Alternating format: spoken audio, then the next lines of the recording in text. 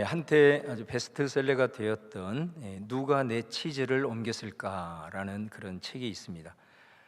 치즈를 찾아다니는 두 명의 생쥐와 두 명의 꼬마 인간이 등장인물로 나옵니다. 이 책의 화두는 변화입니다. 급격하고 변화하고 있는 이 시대 가운데 변화에 민감하게 대처해서 새로운 도약의 기회로 삼아야 한다라는 것을 강조하고 있습니다. 이 책에서 네 명의 등장 인물은 그들이 이제 좋아하는 치즈를 찾아내기 위해서 매일매일 미로를 헤맵니다. 그러다가 치즈로 가득 찬 창고를 발견을 하게 돼요.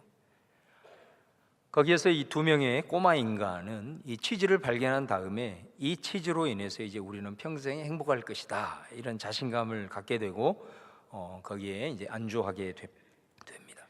반면에 생쥐들은 이 치즈 창고를 베이스 캠프로 삼아서 평소처럼 계속해서 다른 새로운 치즈를 계속해서 찾아다니는 겁니다. 그런데 어느 날 자신들이 와 보니까 발견한 창고에 치즈가 다 없어지게 된 겁니다. 여기에서 이들의 이제 반응이 다르게 나타나는데요. 먼저 두 명의 생쥐는 별로 놀라지 않았습니다. 상황이 바뀌었기 때문에 그들 자신도 이렇게 변화된 상황을 수용하고 새 치즈를 바로 찾아 나섭니다. 그런데 이 꼬마 인간들은 치즈가 없어진 현실에 한탄하면서 누가 내 치즈를 옮겼냐고 거기서 늘 이렇게 불평하고 원망을 늘어놓습니다. 그러다 보니까 이 꼬마 인간들은 날이 갈수록 굶주림과 스트레스로 허약해집니다. 그러다가 도저히 견디지 못해서 한 꼬마 인간이 결단을 하죠. 이 현실을 내가 부정할 필요는 없다. 내가 새로운 치즈를 찾으러 가야 되겠다 하고 결단을 하고 그 미로 속으로 홀로 몸으로 뛰어드는 겁니다. 그래서 그 미로 속에서 많은 어려움을 겪었지만은 결국 새로운 치즈를 발견하게 되고 그 창고에 들어와 보니까 먼저 와 있던 두 명의 생쥐를 그곳에서 만나게 되는 겁니다. 그런데 그 다른 한 꼬마 인간은 여전히 그 현실을 받아들이지 못하고 누가 내 치즈를 옮겼냐고, 누가 내 치즈를 옮겼냐고 하면서 한탄하게 되고, 결국 그러한 생각에 사로잡혀 있는 이 꼬마 인간은 새로운 치즈를 찾아 나서는 것 그 자체를 두려워하게 되고 거기에서 절망 가운데 빠지게 된다라는 내용입니다. 여러분, 여기에서 치즈는 우리가 삶 속에서 얻고자 하는 사실 모든 것을 아우르는 그런 개념이에요. 직업일 수도 있고요, 또 어떤 인간관계일 수도 있고, 또 재물일 수도 있고, 건강일 수도 있고, 명예일 수도 있습니다. 사람들은 이것들이 자신을 행복해 줄 것이라고 확고하게 믿기 때문에 이 치즈를 자신의 손에 얻게 되는 순간 그것에 집착을 하게 된다는 것입니다. 그런데 어느 순간에 이 치즈를 상실하게 되면 급격한 변화를 수용하지 못하고 심리적인 공황 상태에 빠지게 된다는 겁니다. 그러니까 이 저자는 이 책을 통해서 치즈 자체가 행복의 절대 조건은 될 수 없다는 것, 그리고 내가 지금 소유하고 있는 이 치즈가 항상 내 곁에 있을 것이라고 착각하지 말라는 것, 변화에 있어서 예기치 않는 순간에 일어나게 되는 우리의 현실을 자각하라, 그렇게 저자는 말하고 있는 것이죠. 우리 앞에 닥친 이 변화 앞에서 계속해서 대안도 없이 누가 내 치즈를 옮겼냐고 한탄하면서 과거만을 그리워하고 막연하게 자신을 구원해 줄 구세주가 나타날 것을 기다린다고 해서 상황은 결코 바뀌지 않는다라는 것입니다. 오직 그에게 남는 것은 그럴수록 패배의식에 사로잡힐 뿐이다라는 것을 보여주는 거죠. 여러분, 이것이 정작 우리 개인만의 일이겠습니까? 세상의 기업과 단체 또 국가만의 일이겠습니까? 교회도 이러한 시대적인 변화의 중심에 지금 서 있는 것입니다. 만약 이 변해가는 환경 속에서 우리가 지금까지 붙들고 있는 것들을 절대적인 것이라고 생각하고 그런 구태의연한 자리에 안주하고만 있다면 우리는 계속해서 패배의식에 사로잡힐 것이고, 그러나 변화하는 시대를 직시하고 우리가 영원히 변하지 않는 말씀으로 분별하고 과감하게 이 변화에 열린다면 우리에게는 그것이 오히려 새로운 기회가 되고 그 상황을 돌파할 뿐만 아니라 변화의 주도권자가 될 수 있다라는 것입니다. 여러분, 오늘 이 사도행전 10장 우리가 봉독한 말씀은 복음이 땅끝을 향하여 가야 되는데 그 중심으로 사도들이 부르심을 받았단 말이에요. 그런데 이 사도들의 사고가 꽉 막혀 있는 것입니다. 복음을 전하기 위해서는 어떻게 해야 돼요? 자신들의 삶의 지경을 넘어서서 이방인들과 만나야 되잖아요. 그들에게 복음을 전해야 되잖아요. 그런데 이 사람들은 지금까지 자신들이 절대적이라고 생각했던 그 율법의 기준에 따라서 이방인들에 대한 배타적인 입장을 가지고 있는 거죠. 저들과 접촉하면 우리는 부정해진다, 이런 생각을 가지고 있기 때문에 그들이 땅끝 선교에 대한 하나님으로부터 비전을 받았음에도 불구하고 이 생각이 바뀌지 않는 한 땅끝 선교는 단 한 걸음도 나아갈 수 없다라는 거죠. 그래서 하나님께서는 이 10장을 통해서 이 땅끝 선교를 위해서 부름을 받은 이 사도들의 생각을 변화시키는 작업을 하는 게 오늘 10장의 내용입니다. 여러분, 오늘 말씀에 보면 그 사도들의 대표가 누구냐면 베드로거든요. 이 베드로의 닫힌 생각을 깨는 데 있어서 누구를 사용하냐면 고넬료라는 사람을 사용합니다. 오늘 봉독한 10장 1, 2절 말씀 봉독하지 않았지만 1, 2절 말씀에 보면 고넬료라는 사람을 소개하는데 이달리아 부대의 군대 백부장이다, 이렇게 소개하죠. 백부장은 자기 휘하에 100명의 부하를 거느리고 있다, 그런 장교입니다. 당시에 이 이스라엘은 로마의 지배를 받고 있었잖아요. 근데 그 로마의 백부장이라는 것은 이 식민지 가운데는 사실 엄청난 권력을 가지고 있는 사람이고, 또 이스라엘 백성들과는 신분에 있어서 비교할 수 없는 그런 신분을 유지하고 있는 그런 사람입니다. 그런데 그에 대해서 2절에 뭐라고 소개하냐면 경건해서 하나님을 경외하고 백성을 구제하고 항상 하나님께 기도했다, 이렇게 말합니다. 여러분, 사실 이것이 굉장히 희한한 일입니다. 식민 지배를 하고 있는 거기에 또 중심 인물인 이 장교가 원래 자신들이 지배하고 있는 그 땅의 뭐 종교라든지 제도라든지 정치라든지 문화라든지 이런 것들을 멸시하고 항상 우월적인 입장을 갖는 것이 원래 당연한 것 아니겠습니까? 근데 이 고넬료를 보면은 자신들이 지금 식민 지배하고 있는 그 땅의 종교를 지금 믿고 있는 겁니다. 그리고 하나님 앞에 경외한 자였다, 이렇게 말하고 있고, 또 그 땅의 백성을 어찌 보면 착취하고 억압하는 것이 일반적인데 이 사람은 자신들이 지배하고 있는 그 땅의 백성들을 오히려 구제하고 도와준다, 이렇게 말을 하고 있는 겁니다. 그래서 22절에 보면은 그들이 대답하되 백부장 고넬료는 의인이요 하나님을 경외하는 사람이라 유대의 온 족속이 칭찬하더라, 이렇게 말씀하고 있다는 거예요.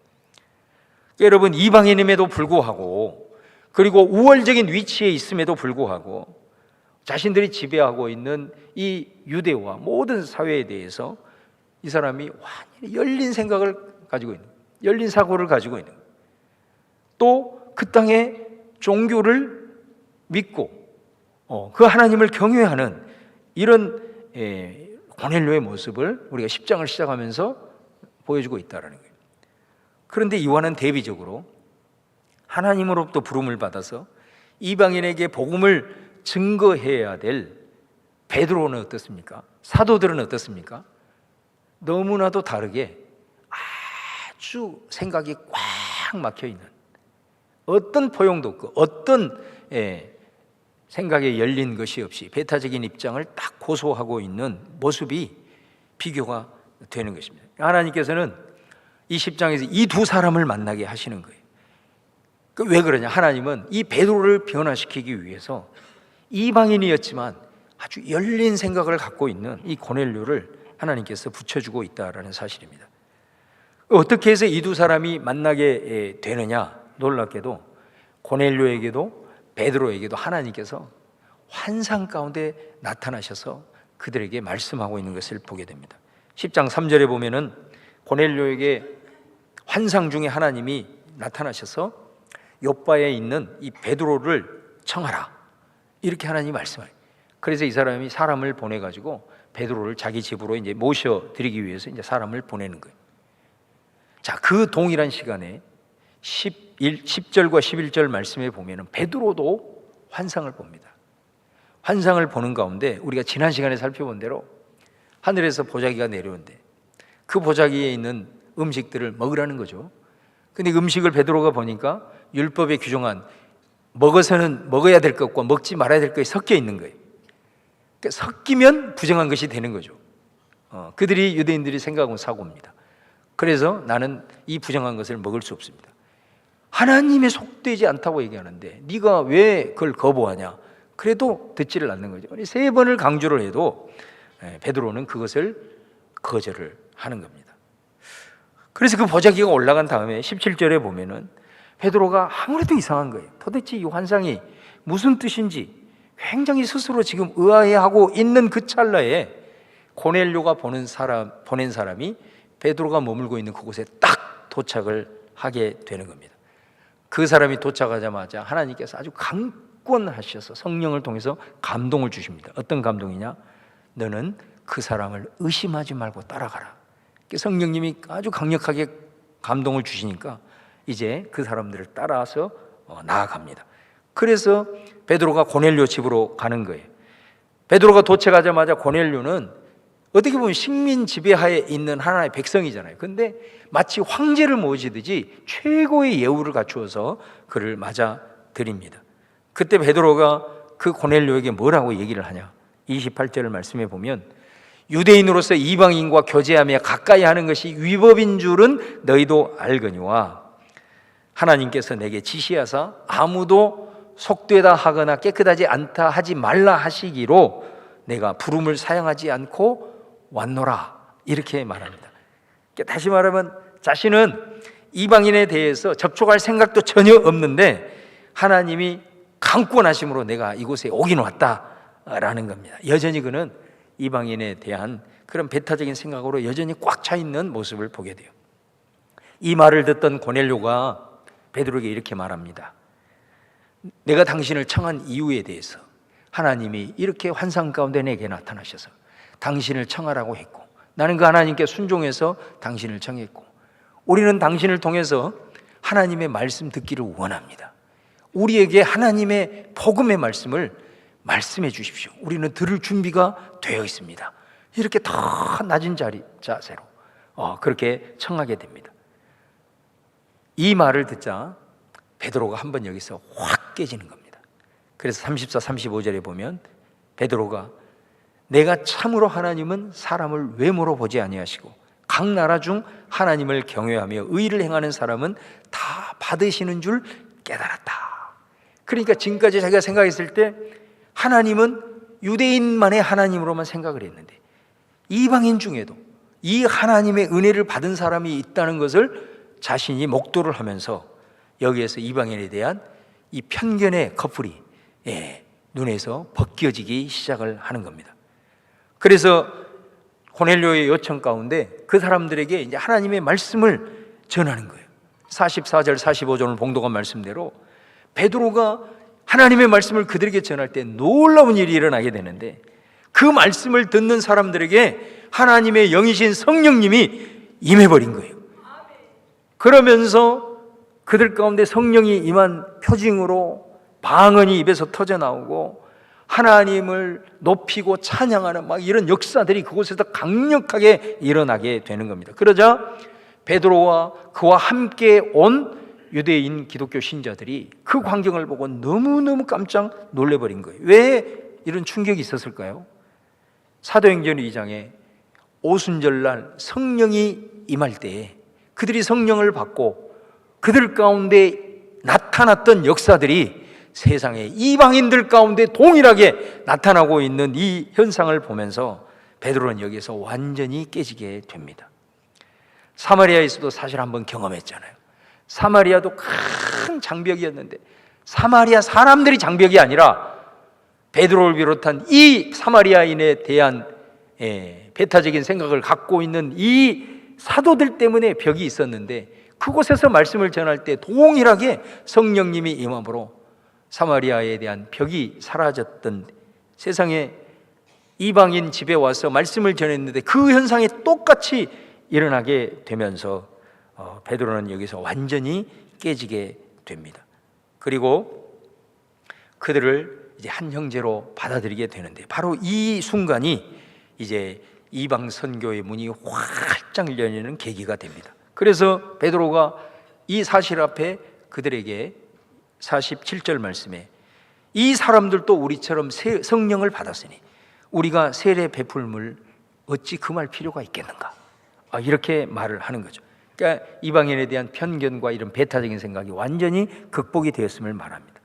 이 세례를 지금 베풀게 되는데, 세례가 어떤 의미입니까? 오늘 또 우리가 세례를 행하게 되는데, 세례라고 하는 것은 예수 그리스도를 믿고 영접해서 내가 구원을 받았다라고 하는 하나님께서 사인을 해주는 거예요. 사인을 해주는 거예요. 이게 세례예요. 세례. 이제 너는 내 거야 하고 하나님이 그냥 딱 서명을 해주는 거예요. 이게 세례란 말이에요. 또 한편으로는 내가 예수님을 믿음으로써 이제 나는 주님의 몸된 교회의 한 사람의 가족의 일원이 되는 거예요. 그래서 하나님을 아버지로 모시는 우리 모두는 이제 한 가족입니다 라고 하는 것을 선포하는 것이 이 세례 아니겠습니까?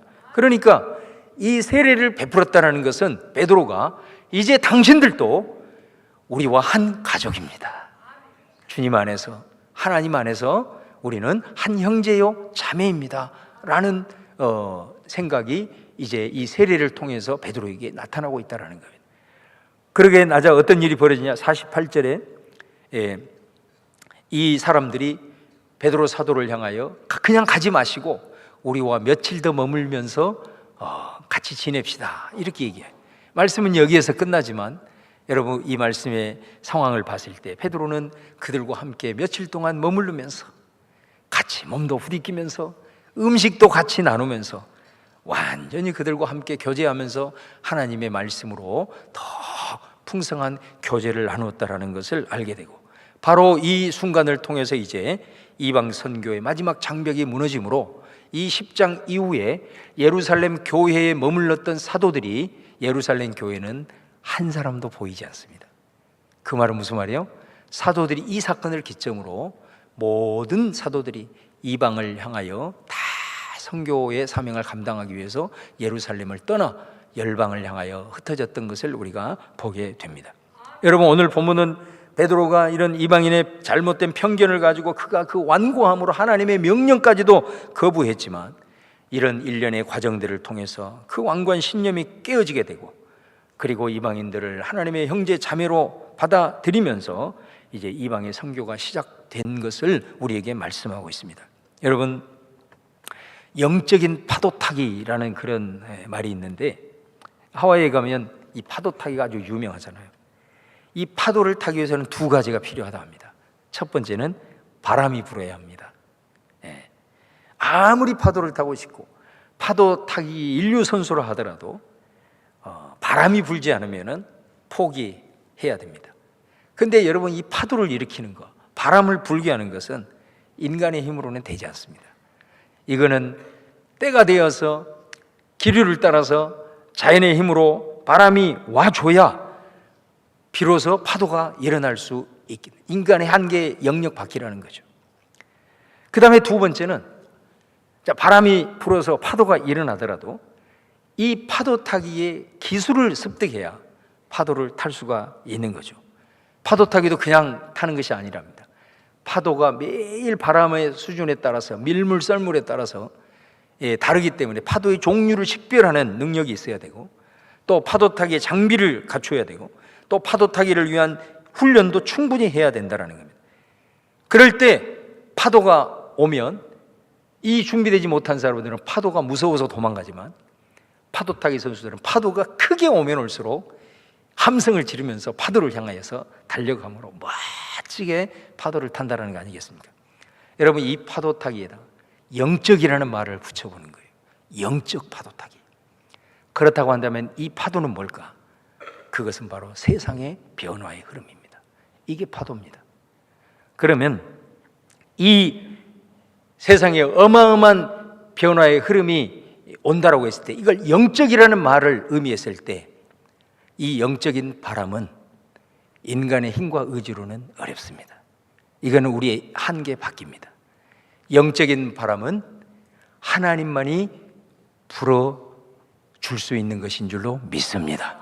여러분, 이게 굉장히 중요한 거예요. 그렇다고 한다면 하나님의 영적인 바람이 확 불 때, 그때가 언제인지는 우리 집 모르지만 그 바람이 불 때 파도가 일어날 게 아니에요? 근데 그 파도가 뭐라고요? 세상의 변화라는 것입니다. 이걸 우리가 같이 연결 씌울 수 있어야 된다는 거예요. 만약에 우리가 준비되지 못한다면 그 영적인 바람을 일으켜서 세상에 어마어마한 변화의 파도가 몰려올 때 우리는 두려워 다 도망갈 겁니다. 그리고 오히려 더 과거의 것만을 붙들고 그냥 문을 닫을 겁니다. 그러나 우리 하나님은 세상에 어떤 변화의 물결이 왔을 때 그것은 하나님의 영적인 바람으로 일으킨다라고 하는 이 믿음을 가지고 우리가 그 파도를 탈 것을 미리 준비한다면 우리는 오히려 그 파도를 통해서, 그 파도는 세상의 어마어마한 쓰나미와 같은 변화의 파도는 부흥의 파도가 될 줄로 믿습니다. 왜냐하면 부흥이라고 하는 것은 교회만 성장하고 교회만 잘 되는 것을 절대로 부흥이라고 얘기하지 않습니다. 부흥은 교회를 통해서 세상이 어떤 모습으로든 변하고 세상 가운데 하나님의 나라의 가치가 들어가는 것을 부흥이라고 하기 때문에 그렇습니다. 천지 온 우주 만물을 주관하시는 하나님께서 오늘도 때로는 우리가 알지 못하는 때에 영적인 바람을 불어줄 때 그 바람은 반드시 세상의 변화의 파도를 일으킨다라는 겁니다. 그 변화의 파도가 우리에게 몰려왔을 때 우리는 반드시 그 파도를 영적으로 잘 타야 될 줄로 믿습니다.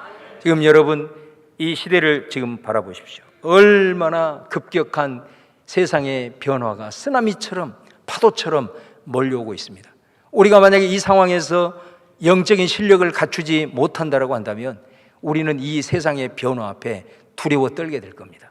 그리고 자꾸 배타적인 입장을 가지고 도망만 갈 것이고 우리끼리 이렇게 하다 보면은 더 이상 우리에게는 소망이 없고 시대가 가면 갈수록 우리는 더 영적 패배 의식에 사로잡힐 가능성이 많다. 우리의 인식이 확실히 바뀌어야 돼요. 어떻게 바뀌어야 되느냐? 지금 이 사람들은, 베드로와 이 사도들은 철저하게 구약의 그 율법의 기준이 절대적인 것으로 생각을 했어요. 그러나 예수님이 오심으로 시대가 바뀌고 정말 예수님의 그 비전이 지금 선포되고 있는데 그것을 절대적인 것으로 붙들고 있으니까 오히려 그들은 하나님의 뜻 앞에 한 걸음도 나아가지 못하는 이런 상황이 되고 있더라는 것입니다. 하나님께서는 이 어마어마한 세상의 변화가 지금 물밀듯 어마어마한 파도로 지금 우리에게 덮어오고 있는데 이 부분을 바라보는 인식의 변화가 우리에게는 반드시 필요하다. 바로 그것은 하나님께서 이 세상의 변화를 통해서, 변화라는 파도는 하나님이 영적인 바람을 분친 거다. 오늘 저와 여러분이 이런 생각으로 확실히 바뀌어지기를 주의 이름으로 축원합니다. 그럴 때만이 우리가 그 변화의 흐름 속에 계속해서 두려워 떨고 주저앉고 과거에 안주해 있는 것이 아니라 오히려 이 변화의 흐름을 타면서 우리가 준비해야 될 것이 더 구체적으로 뭔지, 우리가 이 속에서 우리가 변화되어져야 될 것이 뭔지를 찾고 대안을 찾으며 나갈 때 반드시 영적인 파도를 타서 정말로 힘들고 어려운 위기라고 얘기를 하지만 이걸 통해서 새로운 세상의 변화의 물줄기를 이끌어내는 우리 본향교회로 굳건하게 세워주실 줄로 믿습니다. 생명이 있는 것들은 변하는 것입니다. 왜? 그것이 살아있는 증거입니다. 그러나 화석은 굳어 있습니다. 왜? 그건 이미 죽어 있기 때문입니다. 하나님 나라의 사명을 감당하기 위해서 하나님은 오늘 또 우리를 변화시키기 위해서 계속해서 작전을 펼치고 있습니다. 로마서 말씀처럼 우리의 마음을 새롭게 하여 변화를 받아 하나님이 이 시대 가운데 무엇이 선하시고 기뻐하시고 온전하신 뜻인지 분별하기를 원합니다. 그 뜻을 분별하고 영적인 파도를 탈 수 있는 교회가 이 시대를 다시 한번 선도하고 부흥의 길로 인도하는데 우리 본향교회가 100년을 향하여 나아가는 이 시점에서 오늘 이 주신 말씀을 통해서 우리 모두가 영적인 이 파도를 멋지게 탈 수 있기를 주의 이름으로 축원합니다. 변화해야 될 것에 대해서는 과감하게 변화를 결단하고 우리가 함께 나아가는 저와 여러분 될 수 있기를 주의 이름으로 축원합니다.